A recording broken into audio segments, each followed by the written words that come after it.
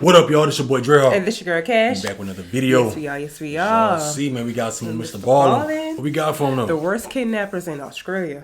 The worst kidnappers? The worst kidnappers. How Somebody worse just can you reached out get? to us, told us to do it. So, we about to hop on and see what's popping. Yes. MrBallen, the worst kidnappers in Australia. Make sure y'all like, comment, subscribe to the channel. Smack that bell. Let's get into this video, y'all. Let's get into it.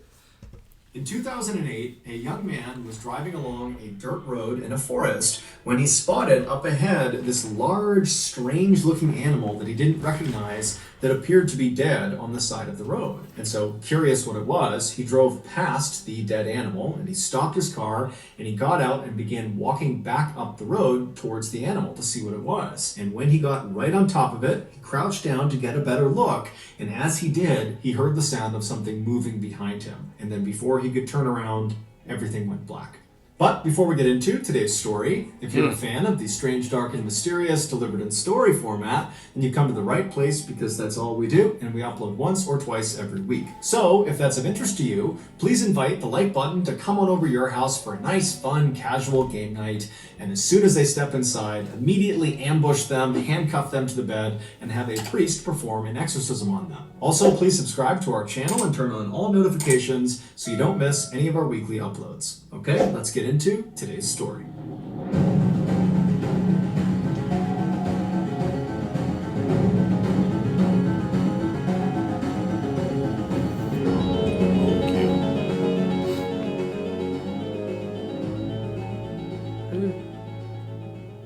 In 2008, 22-year-old Julian Buchwald was living in a small rural town in southern Australia called Budgeree. He lived there with his parents, who owned a small house on a massive 1,200-acre plot of land, which for reference is about 2 square miles. However, this land was made up mostly of thick brush and forested areas, so for the most part, they just stayed close to their actual house. However, there was a waterfall deep into the woods on their property that periodically they would go to visit. Less than a 20-minute drive north of Budgeree was another small rural town called Churchill, and in that town was Julian's girlfriend, 17-year-old Carolyn Watson, who also lived with her parents. The young couple had met 2 years earlier at the church they both went to. They were both very devout Christians, and their plan was to get married the next year when Carolyn turned 18 and was done with her studies. On Tuesday, March 4th of that year, Julian and Carolyn decided to go out and have a picnic lunch at the waterfall on Julian's family's property. So early that afternoon, Julian left his house, he hopped in the family car, he drove north to Churchill, he picked up Carolyn, and then he drove her back to his family's property, where he turned onto a dirt road that would take them into the forest to the waterfall. At some point along this short, bumpy road through the forest, Julian was looking out ahead of the car when he spotted what looked like roadkill on the side of the road. And this roadkill, it looked bigger than he was used to seeing in this area. And so he stared at it as the car kind of rolled past it, and right after they had driven past the roadkill, he turned to Carolyn and said, hey, there's some really weird roadkill on the side of the road right over there. And so Carolyn, who really didn't care, she kind of slowly looked up and turned around and looked, but she didn't see it, and then after that, the two of them did not discuss the roadkill any further. And so Julian just continued to drive along this dirt road until the road kind of opened up into this big clearing, and in the middle of this clearing, which was basically this field, there was a small pond with a 10-foot-high waterfall feeding into it. This was the waterfall. And so Julian parked the car right at the end of the dirt road, right on the edge of this clearing, and he and Carolyn got out. They went around to the back of the car, they got their picnic supplies out of the trunk, and they set up their picnic lunch right on the edge of this pond, looking up at this waterfall. And they were there for about an hour, just kind of enjoying each other's company, and then around 2:30 p.m., they realized it was time to go, because they had told their family they'd be back by 3. And so they packed up all of their picnic stuff, they went back to the car, they put it back in the trunk, they hopped back inside the car, Julian turned it on, he turned the car around, and they began driving back down the dirt road that had brought them in. And as soon as they began driving down this road, Julian remembered the strange roadkill he had seen on their way in. And he decided that he wanted to stop and get out and actually go up to it. And so as they're driving along, he looks over at Carolyn and says, hey, do you mind if I stop the car when I see the roadkill so I can go look at it? Carolyn looked at him and she's like, Okay, but remember, we have to be back by 3 p.m. That's what we told our families, so please be quick. Uh-oh. And so Julian said, no problem. And so he continued driving along, scanning for this roadkill. But after driving for several minutes, he had not found the roadkill yet. And he started to become worried that he had just driven past it without realizing it. And so he stopped the car. They're pretty close to the end of this dirt road. They're almost back to Julian's property. But he stops the car right in the middle of this dirt road, and he turns to Carolyn and says, hey, I think I drove past it. Do you mind if I just hop out and run back? And so Carolyn was totally annoyed that this roadkill viewing was really becoming quite involved. But she says, okay, go. But again, you got to be quick because, it's almost 3 p.m. And so Julian kind of grinned at her. He put the car in park and he hopped out. He turned and he began jogging back down the road in the direction of the waterfall. And after jogging for maybe 30 seconds or so, the road had turned to the right. And so from where he was on the road, if he turned around, he would not have been able to see his car or Carolyn. He was kind of deep in the thick of this forest. But he knew, this road is not very long. And so I'm sure the roadkill has got to be up here somewhere. And so he decided he would just continue running back along this road for maybe 1 or 2 more minutes. And if he didn't find the roadkill by then, he'd just have to give up, turn around, and head back to the car. Right. And so he began jogging, continuing towards the waterfall on this dirt road. And sure enough, after about a minute, he spots off to the side the roadkill. And so he runs up to it, and right away he sees it's this huge animal. It's right on the side of the road. There was a branch from a tree that had kind of obscured the carcass a little bit. And he figured that's why on the return trip he hadn't seen it, because this branch was kind of blocking it from view. And so standing over it, still not even sure what it is, he reached down and he moved the branch, the tree branch, out of the way to get a better look at this big dead animal. And right as he did that, everything went black. A few minutes later, Carolyn, who was still sitting in the car waiting for her boyfriend to come back, looked at her watch and realized it was getting really close to 3 p.m. and still Julian was not back yet. And so feeling kind of annoyed with him, she sat up in her seat and turned around and looked out the rear window of the car, expecting to see Julian come bounding down the road toward her. But when she looked out the back window, all she saw was this dirt road that kind of bent off to the right out of view and thick trees everywhere. Her boyfriend is nowhere to be seen. Annoyed, she turned back around and sat facing forward again, but began periodically looking in the side view mirror, expecting Julian to pop up at any moment. But after several more minutes went by and still Julian had not come back yet, her annoyance turned into concern. Was Julian actually okay? Yeah. And so she decided, it's almost 3 p.m. now. We got to get back. I need to get out and actually go investigate and see what's going on with Julian and this roadkill. And so she opened her car door. She stepped outside. She stood up. She turned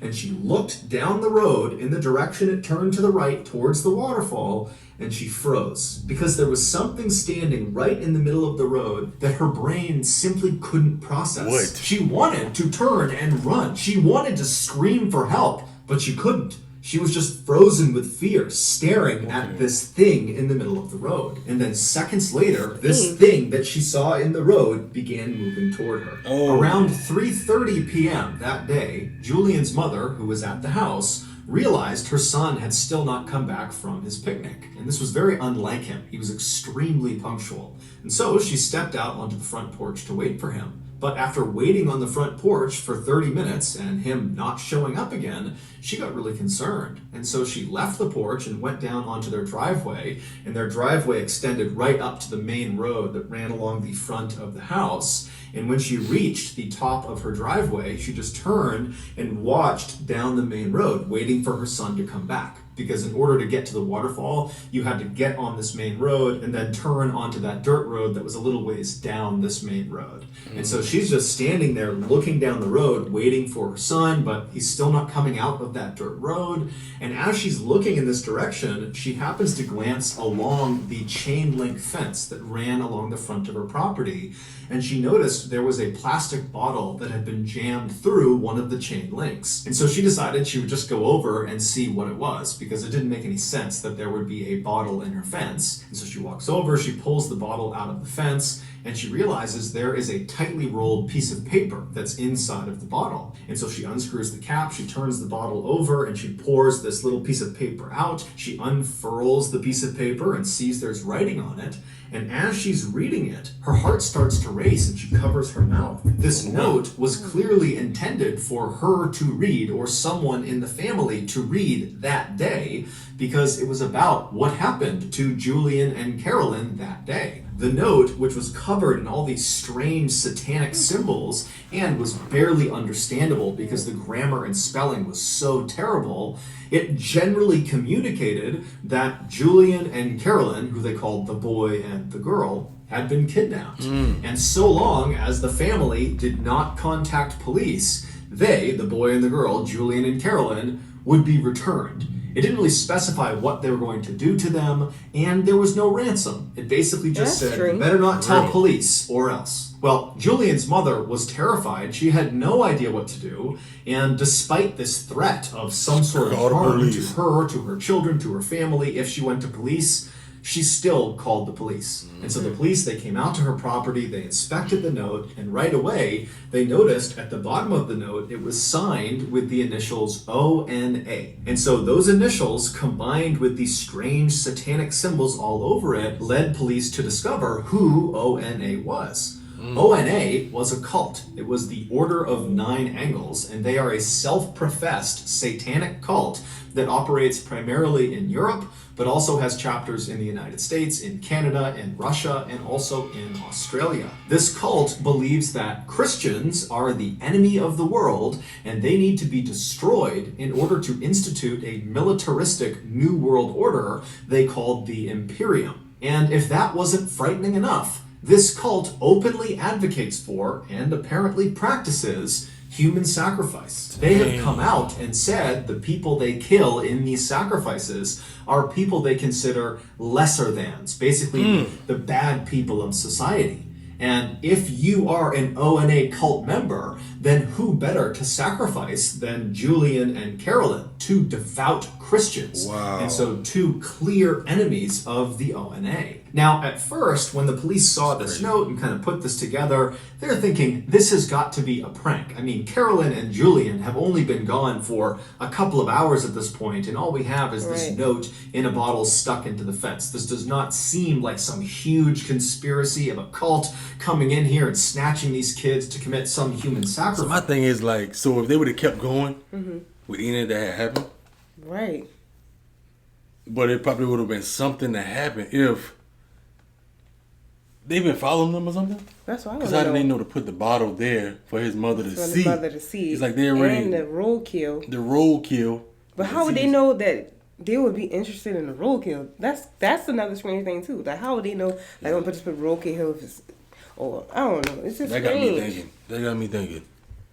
Conspiracy of a cult coming in here and snatching these kids to commit some human sacrifice. But when Carolyn's parents found out about this note and how they were still missing, they would tell the police, 10 days ago, we received a letter in the mail that had strange satanic symbols all over it, and it really didn't make any sense. It basically was threatening them not to go to police. But 10 days ago, they had no reason to go to police. And so they just didn't really understand why they received this message or who had sent it. And so they had just kind of dismissed it and not told anyone. But now, with these two notes looking nearly identical, it seemed fairly obvious that whether it was the ONA or some other person or group, whoever was behind the kidnapping of Julian and Carolyn had clearly been watching both of their properties prior to the attack. See? Which meant this was likely a more sophisticated kidnapping than it seemed. Right. So that evening, the police launched this huge air and land search all over Julian's family's property. But despite looking everywhere, they found no sign of the young couple. There was just nothing. And over the next few days, when still there was just no sign of Julian or Carolyn, and there was no more word coming in from ONA, there were no more bottles stuck in fences or stuck in mailboxes, the police began to prepare for the worst.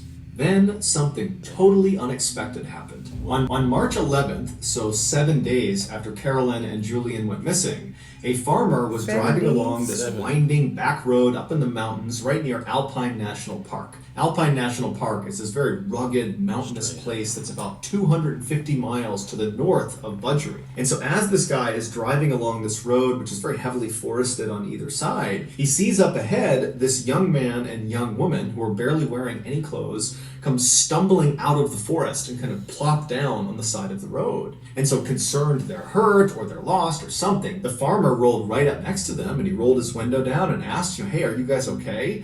And they got up and they kind of stumbled their way over to the car and they introduced themselves as Carolyn and Julian and they pleaded for his help. And so the farmer helped them into his car and he drove them to the hospital. It wasn't long before the police in Budgery learned that Carolyn and Julian had been found and they were alive. And so very quickly they rushed up to that hospital near the national park. And when they got there, they spoke to doctors who would say, Carolyn and Julian are very traumatized. They're horribly sunburned. They're covered in bug bites. They got cuts and bruises all over them, but they're okay. They're going to survive. And so the police went into Julian and Carolyn's room. And at first, they just talked to them for a couple of minutes to really see that they were okay. And after feeling pretty confident that they were, they said, look, I don't mean to just jump right into the trauma you've just experienced. But we really need any information you can give us about what just happened. Who did this to you? Who brought you out here? Because if it's ONA and they're out in the Alpine National Park, we need to know about it, we need to get out there, and we need to stop them. And so Julian and Carolyn would both independently sit down and tell the police what happened to them. And so the following is the combined story of these two accounts that they gave police. And so again, here is the account that both Julian and Carolyn gave to police. 7 days earlier, when Julian had gotten out of the car and ran back down the road to that dead animal on the side of the road, and he had reached down to kind of get that branch out of the way to get a better look at this thing, he heard sudden movement behind him, and as he turned, he didn't have a chance to see what was behind him, but he felt something hard smash him in the back of the head, and it knocked him unconscious. When he woke up, he knew right away that a significant amount of time had passed, that he had been unconscious for what must have been several hours, because now it was dark out, and when he was struck, it was broad daylight, and he looked around him, and he had no idea where he was. He was in the middle of this forest, he had no clothes on, his wrists and his ankles were tied together, and he moved around, and he realized he had been tied to a tree that was right behind him. And so he's got no idea what's going on, he has no idea where he is, he's looking around, he doesn't see anyone, and then amazingly, when he looks down, right next to him, underneath some leaves, is a knife. And so he's thinking, how in the world is there a knife right next to me? This almost seems like it was placed to be here for me. But either way, he reaches down with his hands, he picks this knife up, and he's able to cut the restraints off of his ankles, and then he's able to cut the restraints off of his waist, and then he stands up, and he's able to kind of cut off the ones on his wrist, and then he's free. And so he takes this knife, and he has no idea where he's going, but he needs to get away. He doesn't know if whoever brought him here is going to come back. And so he just picks a direction, and he starts running. Shortly after Julian had been struck in the back of the head after looking at that dead animal carcass, Carolyn was still sitting in the car, and she was starting to get annoyed and kind of worried about Julian. And so she gets out of the car, she stands up, she turns, and she looks down the dirt road where it kind of bends off to the right. And standing in the road, maybe 10 feet away from her, is this man wearing all black. He's got a black balaclava over his face, and he's looking right at her. And so she's so scared, she just frozen to the spot. And then this guy charges her, he tackles her to the ground, and then once she's on the ground, he rips all her clothes off, and then he binds her wrists, her ankles, he ties them together so she's hogtied, and then he puts a blindfold around her eyes. And so she's lying on the road, she can't move, she can't see anything, and she hears her attacker run off down the road. And then a couple of minutes later, she hears a car approaching, and it stops right near her, and then she hears the sound of a car door opening, someone walking up to her, and then they pick her up and they put her in the trunk of this car, they shut the trunk, and then the car kicks into gear and it starts driving away. And so for hours and hours, she lay in the trunk in this horrible position where the circulation to her wrists and to her ankles were cut off. And so she's getting shooting pain in her limbs, and it's totally uncomfortable. And then after several hours, the car eventually turns onto some really bumpy road, and then it comes to a stop. And then she hears the sound of the driver open the door. They walk around to the back of the car. The trunk pops open. And then this person pulls the blindfold off of her eyes. And she sees, even though her eyes are taking a second to adjust, that it's the man with the balaclava on. And he picks her up and he throws her on the ground. And then after he shuts the trunk, he walks over to Carolyn and he grabs her by the wrists and he begins dragging her into the woods. And so as she's being dragged, Carolyn is thinking, I'm about to be killed somewhere in the middle of the woods. There's nothing I can do. I can't go anywhere. I can't do anything. And after several minutes of being dragged, she gets dropped. And then this man with the balaclava, he walks back to the car and he gets a shovel. And when he walks over to her, he makes a special point of showing her the shovel. And then he rolls her onto her side so she's positioned in such a way that she can see what he's doing. And then right in front of her, he takes that shovel and he begins digging a hole in the ground. And so Carolyn's watching him and she's thinking, he's digging my grave. And so for several hours, Carolyn just laid there wondering what was going to happen to her as this guy dug this hole deeper and deeper into the ground. And then finally, when the hole was apparently deep enough, the guy got out of the hole, he dumped the shovel, he walked over to her, he picked her up, and he threw her into the hole. And so Carolyn at this point is literally anticipating death at any moment. She doesn't know how he's going to kill her, but she thinks it's going to happen any minute. And so she wriggles herself onto her knees and does the only thing she can think to do, which is just to pray. And so as she's sitting there kneeling and praying, she hears the sound of her attacker walking off. Now, the hole was deep enough that she actually could not see where he was going, but she could clearly tell he was walking away. It was almost like her prayer had been answered, that this guy was going to leave her alone. But even with this guy potentially gone, she was still in a perilous situation because she's stuck in this hole. She can't go anywhere. She's still tied up. And the temperatures are dropping rapidly, and she's got no clothes on. After Julian had managed to free himself from his restraints with that knife that he found, and after he had turned and just started running in a general direction, he had begun yelling out for help. He knew that by yelling out, he very likely could be alerting the person who had brought him here. But he's thinking, it's freezing, I don't have clothes on, I have to get help right now. Somehow. And maybe Carolyn is out there. And so he's just kind of yelling out for help. And at some point, a voice yells back. And that gotta feel crazy knowing like, that's like I did that and I left you in the car. Right. And you not knowing what's going on. That's how he was probably feeling like, Yeah. what's going on? Yes.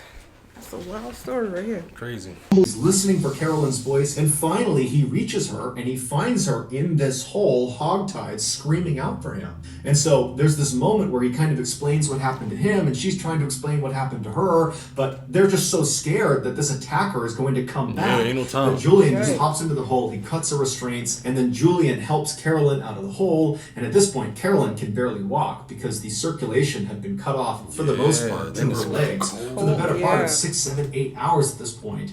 But still, they're desperate to get out of here, so Julian's kind of holding Carolyn up, and they begin to walk away from this hole site. And as they're leaving, they begin scanning around the area in case, this attacker has left something else on the ground, because Julian had said, I found a knife near where I was being held. And sure enough, as they're leaving, not far from the hole, they spot lying up against a tree a sleeping bag, and rolled up inside of the sleeping bag was some food and some water. And so Julian and Carolyn, they can't understand how in the world this is happening. Both the horrible luck of being kidnapped and brought out here, and the unbelievable luck of finding life-saving supplies just laying nearby. It's like it's a game. But either way, they grab the sleeping bag, they grab the food and water, and they take off running. For the next 48 hours, the couple roasted during the daytime when the sun was out because the temperatures would climb significantly. There wasn't much shade where they were walking around, so they're getting horribly sunburned. And then at night, the temperatures would plummet and they'd be freezing cold, and they'd get inside of their one sleeping bag and they'd shiver together and do their best to ration some food and water. And they're telling themselves, to stay positive, that eventually if they just keep on moving every day, they're going to find a person, they're going to find a road, they're going to find something that will save them. But to their horror, at the end of those first 48 hours, as they're stumbling through this mountainous, treacherous terrain, they found themselves stumbling back into the same area they had tried to run away from. There was the hole in the ground where Carolyn had been thrown. It's like a video game or That's something. what I'm saying. It's like a game. Like a game or something. You finding little food and things that you need along the way. And then they running, but they end up back in the same spot. Wow. area they had tried to run away from. There was the hole in the ground where Carolyn had been thrown inside of. They had accidentally, over the past 2 days, walked in a big circle. Now, luckily, when they arrived back at the site, there was no one there. The attacker was long gone. And it would turn out this accident likely saved their lives. Because as they looked at this site, they saw propped up against a tree was a backpack. And so they ran over to the backpack, they opened it up, and there was food, water, some clothing, and a map of the area. Now, again, the couple is totally dumbfounded why they are just happening to find these life-saving supplies right when they need them. But at the same time, they're thinking, okay, well, if these supplies are sitting here, then certainly the person who has left them here, their attacker, they're going to be back soon. And so they just grabbed the backpack with everything inside of it and they took off running. And for the next 5 days, they used that map as best as they could, and they eventually stumbled their way through the terrain, roasting during the daytime and freezing at night. And eventually they reached that road where they stumbled out, and the farmer driving along the back road, he spotted them and he brought them to the hospital. After hearing the story, the police very quickly organized a massive search around the area of Alpine National Park where the farmer picked up Julian and Carolyn, because they're thinking, okay, it's got to be right around here that we'll find the man in the balaclava that might lead us to the O&A, or maybe he's not connected to the O&A, but whoever he is, we need to find this guy. And so the police, they go out, they do this huge search. They don't find the man with the balaclava. They don't find any sign of the O&A, but they do find that area where that hole had been dug that Carolyn had been thrown in. And when they searched that area, they found the shovel, they found some rope, and they found some duct tape. And when they brought that in to be examined, they couldn't believe what they discovered. What? All of those items belonged to Julian, which meant either the kidnapper had taken all of these supplies from Julian right before going out and perpetrating this kidnapping, or, much more likely, Julian had supplied these things to the kidnapper. And I wanted to say that earlier in this video, but I didn't want to assume. Right. He looked kind of crazy. Yeah. Like you can see it in his face and eyes. Mm-hmm. So what they're saying is, did he do it? Basically, if all the stuff belonged to him. So it gotta be. You put yourself in her through. Well, you didn't really put yourself through it if he knew what was going on. No, he put himself through it too. You put yourself through and your girlfriend. I just don't know. Yeah, you gotta finish hearing the story. This is crazy. More likely, Julian had supplied these things to the kidnapper and so was involved in some way in this kidnapping. And so the police went to Julian and confronted him with this information and said, you're not telling us everything because these are your items. And at first, Julian would completely deny any accusations that he had anything to do with this. But after some very serious police pressure was put on him, he cracked. The following is the real story of what happened. Let me hear this. Back on March 4th, so the day that Julian and Carolyn went missing, Julian, after picking Carolyn up, they made it onto that dirt road that led into the forest towards the waterfall, and as they're driving along, Julian claimed to have seen some roadkill, some very strange roadkill on the side of the road. And so when Carolyn kind of turned around to look and didn't see it, Julian made it seem like, oh, we drove past it, that's why you didn't see it. But in reality, there was never any roadkill. That was completely made up. There was no roadkill. Right. All Julian was doing was creating something that would allow him to then get out of the car at the end of their trip. And so they drive the rest of the way into the waterfall, they have their picnic, they turn around, they head back, and then again, Julian says, hey, Carolyn, do you mind if I, get out to look at the roadkill? And so she says yes. And then he acts like, oh, we must have driven past it, so I need to get out and run back if I want to go see it. So Carolyn, she's not thinking it's totally strange. She says, okay. And so he hops out and he runs his way. He goes around that curve in the road, out of sight. There's no roadkill. Instead, he makes his way to a tree where days earlier he had stashed his all-black outfit, his black balaclava, and his knife, his shovel, his rope, his duct tape. It was all stashed in this spot that was going to be out of view of where Carolyn was. And so after getting all dressed up, he turned and began walking back towards Carolyn and his car. And when he turned the corner, he saw Carolyn was already standing outside of the car. And so he charged her, he tackled her to the ground, he ripped her clothes off, he hogtied her, he threw her in his car, and then he got all of his supplies, he threw those in the car too, and he began driving away. And for 6 hours, he drove north all the way up to Alpine National Park. And when he got there, he found a road that would kind of go off the trail a ways into the forest, at which point he opened the trunk, he pulled Carolyn out, he threw her on the ground, he dragged Carolyn into the woods, and then with her blindfold off, he made sure to show her the shovel, and he began digging that hole to give her the impression that he was going to kill her and bury her. He really wanted her to be totally terrified. You really gotta watch, boy. Yeah. They were in the relationship. What was the reason of doing it though? Like, boy, this. I knew it had to be he was somewhere. going to kill her and bury her. He really wanted her to be totally terrified. And then after he had dug this hole, he dumped her into the hole. And then when she couldn't see what he was doing because she's deep inside of this hole and she's all tied up, he ran away. And when he was far enough out of view, he took off all of his clothes and kind of stashed it near a tree. And then completely naked, besides his knife, which would be his alibi for how he had gotten free, he began moving back towards the site where he knew Carolyn was in this hole. And then after waiting a little bit, he began yelling out for help. And then she heard it. And so she yells back to him, "Yo, Julian, I'm over here." And so Julian goes to the sound of her voice. And then when he sees her, he pitches her this ridiculous story about how he was tied up over there, but he found this knife and he was able to cut himself free. And look, I'll cut you free. Oh, the attacker's going to come back soon. And so he helps her out of the hole. And oh, look, they left a sleeping bag and some food and water. yeah, that sounds like BS. So he grabs the supplies and they head off into the bush. Now, the whole time, over the course of these 7 days, Julian knew exactly where he was. And so when they accidentally went in a circle and arrived back at the site where the hole was and found that backpack that had more food and more water and some more supplies, that was intentional. That was not an accident. He had left the backpack there, and so that's why they had doubled back. And then 5 days later, after scampering through the wilderness, they magically found the road. But again, Julian knew where the road was. He had intentionally stayed out for the days that they were out there. And so after Julian tells the police all this, they say to him, was Carolyn in on this? I mean, did she know this was going on? And he said, no, the whole time she believed they were getting stalked by their attacker. And if they ever caught up to them, they would be killed. And so the police are like, okay, well, why did you do this? Julian would say, he and Carolyn were both very committed to their faith, and they both believed in not having sex before marriage. But over time, Julian had gotten to the point where he just couldn't wait any longer to have sex with Carolyn, and they weren't scheduled to get married for another year. And he just did not think he could wait a full year before they could finally have intercourse.